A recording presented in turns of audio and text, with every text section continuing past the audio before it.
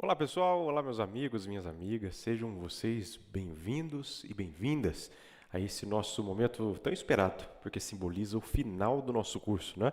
Simboliza aí que nós já estamos prestes a realizar a nossa prova de segunda fase. Nós vamos hoje tratar sobre o famoso descarrego das súmulas. Então, tanto eu quanto o Daniel dividimos aqui grupos de súmulas para que a gente possa passar lendo com vocês e fazendo comentários pertinentes dentro de cada uma dessas abordagens. Então, pegue aí seu VAD e vamos aí juntos acompanhar. Se você ainda preferir, você pode simplesmente acompanhar fazendo a observação e destacando ali súmulas que vocês vão querer aí ao final marcar no seu VAD. O que é importante é você saber que esses temas que nós iremos mencionar aqui são tratados de forma sumular. Então, você, na hora da prova, se perceber o assunto sendo cobrado, vai lembrar que já observou essa súmula no seu VAD antes ou teve esse contato conosco aqui, trabalhando, né, essa temática e fazendo ali revisões pontuais. Então, vamos lá para o nosso material, começar essa apresentação a respeito das nossas súmulas, descarrego de súmulas. Vejam só, pessoal, primeira súmula, súmula 2 do STJ. A súmula 2 diz assim: não cabe habeas data, então tema de remédios constitucionais, artigo 5º, inciso 72, a linha A, se não houve recusa de informações por parte da autoridade administrativa.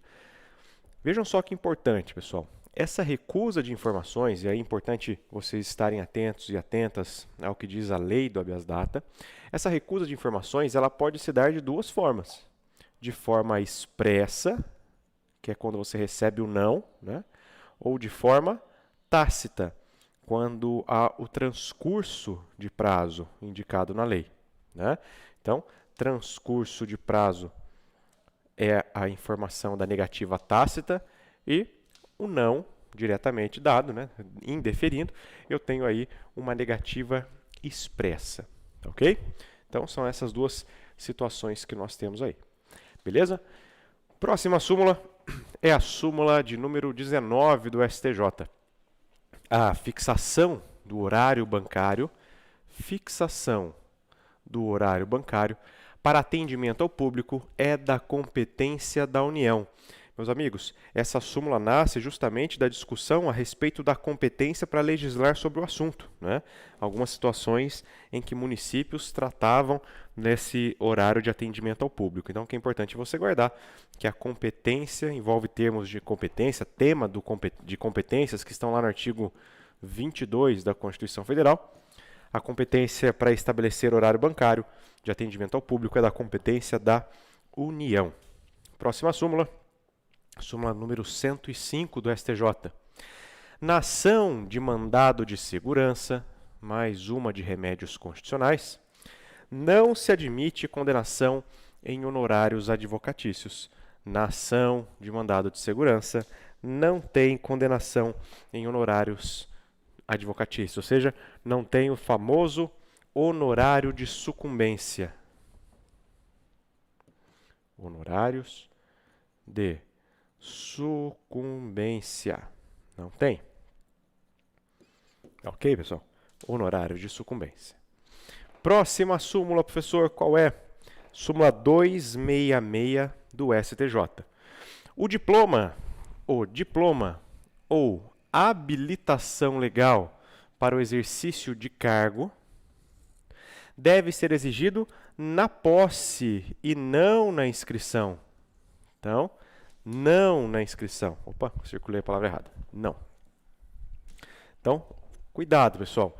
A condição de ter você diploma ou habilitação legal para exercer um determinado cargo só pode ser exigido no momento da posse, no momento em que se toma posse efetivamente, portanto, vai se exercer as funções relativas ao determinado, ao respectivo cargo, ok? Não se pode exigir na inscrição. Voltando, avançando um pouquinho mais, súmula 329 do STJ. O Ministério Público tem legitimidade para propor ação civil pública em defesa do patrimônio público. Então, o Ministério Público tem legitimidade para propor ação civil pública, ACP, em defesa do patrimônio público. Professor, mas por que existe a dúvida, né? Porque, em tese, quem vai aí atuar em defesa do patrimônio público vai ser a municipalidade, vai ser o Estado, vai ser a União, através dos seus órgãos de assessoramento, né? Se for federal, a AGU, estadual, Procuradoria do Estado, municipal, Procuradoria do Município. Mas aqui, então, o Ministério Público pode propor ação tendo por fim esse objeto. Próxima súmula, súmula 333 do STJ. Atenção, mais uma de remédios. Cabe mandado de segurança contra ato praticado em licitação promovida por sociedade de economia mista ou empresa pública. Cabe MS contra ato praticado em licitação. Licitação essa promovida por sociedade de economia mista ou empresa pública. Um detalhe, pessoal. No sistema S, ou seja, Senai, né? SESC, o sistema S também se admite um mesmo raciocínio. Cabe MS quando diante ou contra ato praticado em licitação promovida por organizações aí no sistema S. Tá bom? Avançando. Próxima súmula. Súmula 376 do STJ. Compete à turma recursal processar e julgar o MS contra ato de juizado especial. Meus amigos, numa estrutura de tribunal de justiça, vou adotar aqui o critério pensando a estrutura estadual, tá? Nós temos o juiz ou a juíza de primeiro grau e acima, Tribunal de Justiça do estado respectivo. Em âmbito do juizado especial, nós estaríamos numa estruturação sui generis dentro da ideia de divisão do Poder Judiciário apresentado pela Constituição Federal. O que eu preciso entender é que o juizado especial das decisões proferidas por ele, a possibilidade de um recurso inominado, por exemplo, é de direcionamento à turma recursal. Na verdade, é o colégio recursal, né? A turma recursal vai ser o órgão fracionário. Então, turma recursal. E vejam o que eu tenho aqui, então. Contra ato de um juiz, localizado aqui ó, no primeiro grau, cabe MS ao TJ. E contra ato de juizado, ou do juiz ou da juíza, que está localizado, né, como titular ali do juizado especial, cabe MS no TJ? Não, cabe MS na turma recursal. É isso que traz para nós a súmula 376 do STJ. Vamos avançar. Próxima súmula, súmula 377. Meus amigos, muita atenção nessa súmula e na sequente, tema bastante parecido. O portador de visão monocular, ou seja, ele só consegue enxergar com um dos olhos, tem direito de concorrer em concurso público às vagas reservadas à pessoa com deficiência. Né? A redação da súmula ainda é anterior a essa adequação nominativa. Então, o portador de visão monocular tem direito de concorrer em concurso público às vagas reservadas aos deficientes. Por que eu peço a atenção de vocês? Vejam a próxima súmula, a súmula 552. Veja que o contexto é outro e o raciocínio também, mas são parecidas as situações. Se aquele que tem visão de apenas um dos olhos, ele é capaz de concorrer, ele tem o direito de concorrer às vagas para as pessoas portadoras de deficiência, e o portador de surdez unilateral, ele só ouve com um dos ouvidos. Aqui não se qualifica como pessoa com deficiência para o fim de disputar vagas reservadas em concursos públicos. Então vamos aqui sintetizar. Visão monocular. E o outro, eu vou alterar a redação, ó. Audição unilateral, ao invés de falar surdez. Vejam, no caso da visão monocular, ele tem direito a concorrer às vagas destinadas às pessoas com deficiência. Por outro lado, a audição unilateral não traz direito de concorrer às vagas às pessoas com deficiência. Tá bom? Vamos avançar? Próxima súmula. Perdão. Súmula 10 do Supremo Tribunal Federal. O tempo de serviço militar conta-se para efeito de disponibilidade e aposentadoria do servidor público estadual. Meus amigos, atualmente, inclusive quando você acessa o meu INSS, né, a plataforma lá do GovBR, você vai ter, já você que é militar, você que foi militar, a indicação do período de serviço militar, seja obrigatório ou não, lá para fins de concessão de aposentadoria ou efeito de disponibilidade. Atenção aqui essa súmula. Próxima súmula, súmula número 15 do Supremo Tribunal Federal. Dentro do prazo de validade do concurso, o candidato aprovado tem o direito à nomeação quando o cargo for preenchido sem observância da classificação. Pessoal, todo edital de concurso vai indicar o prazo de validade. Normalmente eles colocam um prazo de 2 anos e aí, quando está próximo de fechar, eles colocam a renovação por mais 2 anos. Então, desse prazo, hipoteticamente, que a gente indicou aqui de 4 anos no total, né, dentro do prazo de validade do concurso, o candidato que vier a ser aprovado, ele só vai ter direito à nomeação se não for respeitada a ordem de classificação. Então, se derem posse ao segundo colocado, o primeiro colocado passa a ter direito de ter a sua nomeação. Isso porque, meus amigos, quando a gente fala de concurso público, a aprovação dá uma legitimidade de você pleitear algumas coisas, mas ali é uma expectativa de direito. A aprovação em concurso não significa direito real de você ser chamado. Você tem a expectativa de que, caso sejam chamados, você, estando classificado, vai ter acesso à vaga. Agora, se houver contratação, chamamento, sem respeito a essa ordem de classificação, você passa a ter direito a tomar posse no cargo que você foi aprovado. Próximo, súmula 16 do Supremo Tribunal Federal. Funcionário nomeado por concurso tem direito à posse. Então, houve o concurso, foi divulgado o resultado, foi homologado o resultado do concurso, ainda assim você só tem a expectativa. Quando você tem a nomeação, aí você passa a ter direito à posse. Tá? É um ato aí que se aperfeiçoa com a posse.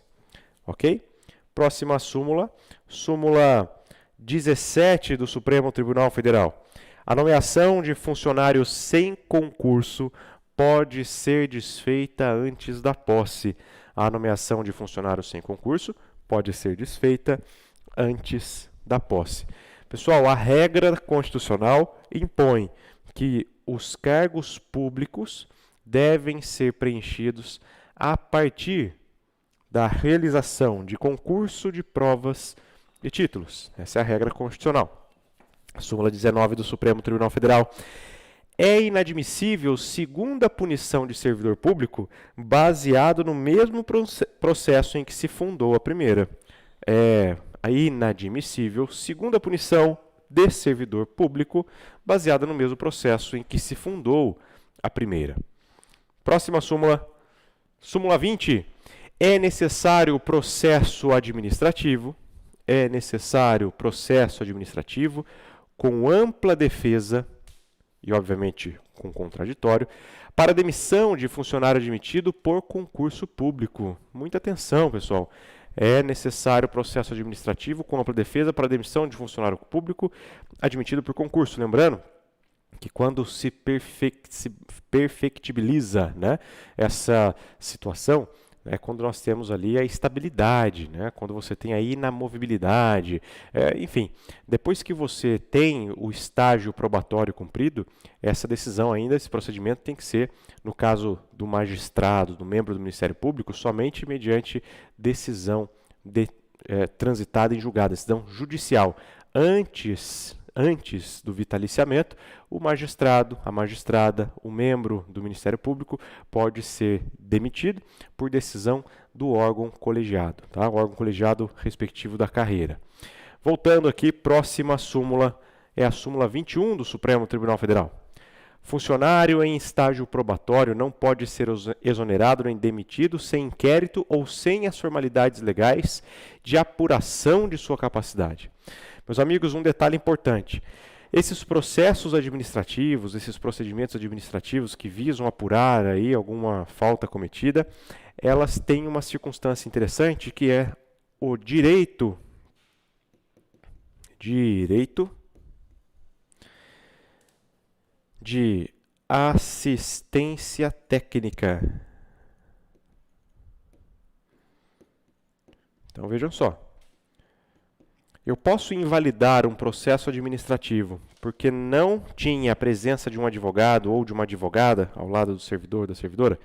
Não, não posso invalidar. Agora, se este servidor que está sendo submetido a um procedimento administrativo quiser ser acompanhado, quiser se fazer acompanhar por um advogado ou por uma advogada, e se esse direito lhe for negado, aí eu tenho a nulidade do procedimento, perdão. O que não pode acontecer é invalidar o procedimento só porque não tinha a figura ali daquele representante da advocacia. Basta que você solicite e, diante da negativa, que seja possível invalidar caso o procedimento aconteça. Tá bom? É o direito de ser assistido tecnicamente por um advogado. Próxima súmula, súmula 22 do Supremo Tribunal Federal. O estágio probatório não protege o funcionário contra a extinção do cargo. Cuidado, pessoal. Se o cargo vier a ser extinto, o estágio probatório não faz segurar o cargo, mas agora você vai ser reaproveitado dentro da administração, reaproveitada dentro da administração. Só não se garante a não extinção do cargo. Tá? Próxima súmula, súmula 39 do Supremo Tribunal Federal. Diante da falta de lei, funcionário em disponibilidade, que é quando se tem extinção do cargo, por exemplo, não pode exigir judicialmente o seu aproveitamento, que fica subordinado ao critério de conveniência da administração. Olha que coisa que pode parecer um contrassenso, Porque se o funcionário tem o seu cargo extinto, ele fica em disponibilidade. Então, ele tem que ir lá, cumprir horário na sua divisão, no seu departamento, mas, se ele não for alocado em outra função, ele fica em disponibilidade. E olha que interessante, então, o cidadão, o servidor, ele não poderia judicialmente exigir que ele seja reaproveitado. Fica aí sempre subordinado ao critério de conveniência da administração. Parece estranho, Porque, por um lado, você tem aqui uma lesão direta ao erário público, ao interesse da administração. Mas, enfim, súmula 39 do Supremo. Súmula 70 do Supremo Tribunal Federal. É inadmissível a interdição de estabelecimento como meio coercitivo para a cobrança de tributos. Faz sentido, Porque, até considerando a personalidade jurídica, você impossibilita a produção de riqueza e, portanto, impossibilita o pagamento dessas obrigações de ordem tributária. Próxima súmula, súmula 164 do Supremo Tribunal Federal. No processo de desapropriação, são devidos juros compensatórios desde a antecipada emissão de posse, ordenada por juiz, por motivo de urgência. Meus amigos, a antecipada emissão na posse é quando o juiz, diante de uma urgência, sobretudo envolvendo aqui o interesse público, você tem desapropriação em processamento, mas de imediato já se tem a possibilidade do poder público avançar a posse do bem, a posse do imóvel. Então, nessa situação, a compensação, ou seja, os juros compensatórios passam a fluir a partir do momento em que existe a emissão na posse, e não a partir do momento em que se tenha o trânsito julgado da decisão que traz ali a figura da desapropriação. Então, muito cuidado, anotem aí. No processo de desapropriação, são devidos juros compensatórios desde a antecipada emissão de posse, ordenada pelo juiz por motivo de urgência, ou seja, desde o momento em que o poder público entra na posse do imóvel. Tá? Próxima súmula, meus amigos e minhas amigas, súmula 266 do Supremo Tribunal Federal. Não cabe mandado de segurança, muita atenção aqui, contra a lei em tese. Eu vou aqui fazer algumas notas e já explico. Lei em tese seria caso do chamado controle abstrato, também chamado de controle concentrado. Agora veja uma pergunta. É possível realizar controle de constitucionalidade através do mandado de segurança? Vamos fazer uma nota? Coloque assim, mandado de segurança é possível, através do MS, realizar controle difuso de constitucionalidade.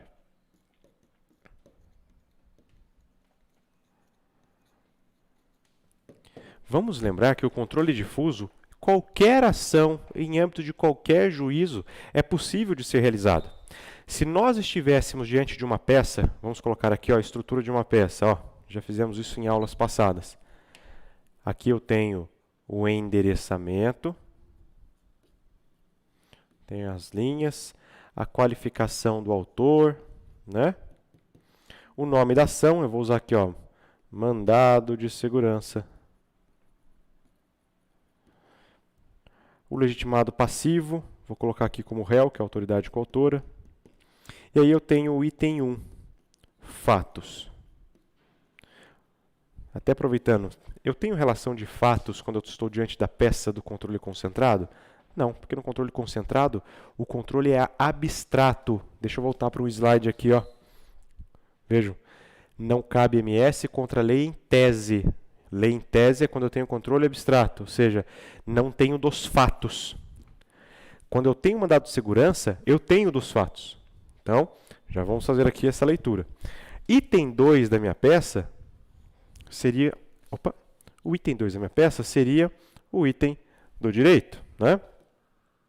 Do direito. O controle difuso, meus amigos, é quando eu crio, por exemplo, poderia ser o item 3, mas eu vou ilustrar como 2.1 para ficar bastante ilustrativo. O 2.1 que eu vou falar da inconstitucionalidade da lei A, da lei B, enfim. Nessa situação, eu não estou fazendo um controle da lei em tese. A lei não é em tese, a lei é no caso concreto. Então, eu posso realizar controle de constitucionalidade através de um MS?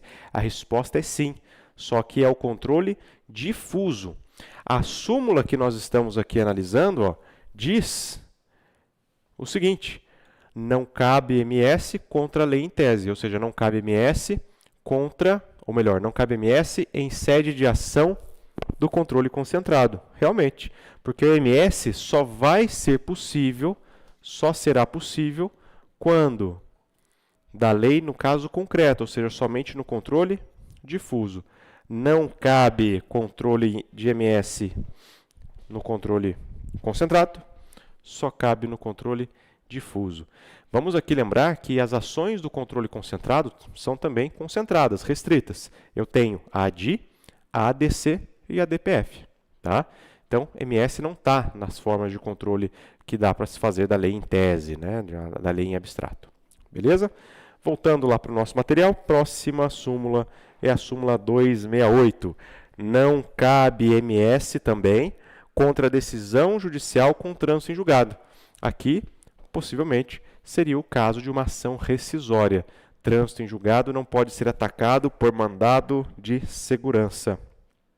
Próxima súmula, súmula 339 do Supremo Tribunal Federal. Não cabe ao Poder Judiciário, que não tem função legislativa, aumentar vencimentos de servidores sob o fundamento de isonomia. Então, ele vai lá e aumenta os vencimentos dos seus servidores públicos sob o fundamento de que ele também pode, assim, proceder. Não é possível. Súmula 346 do Supremo Tribunal Federal, chegando ao fim. A administração pública pode declarar a nulidade dos seus próprios atos. Pessoal, atenção, aqui envolve poderes da administração pública, né? O poder público ele pode declarar a nulidade ou revogar os seus próprios atos, a depender aí da conveniência, tá? Declara a nulidade ou simplesmente revoga, tá ok? Então, coloque aí, trata-se do poder da administração pública de rever os seus próprios atos. De rever os seus próprios atos, que poderão se dar pela declaração de nulidade ou pela revogação em razão da conveniência. Ok? Meus amigos, chegamos ao fim aqui dessa nossa declaração, aliás, a declaração do nosso descarrego de súmulas. Espero que vocês estejam aí alinhados, estejam aí motivados. Nós já estamos aí na nossa reta final. Grande abraço, nos vemos em breve em outras ocasiões. Até mais.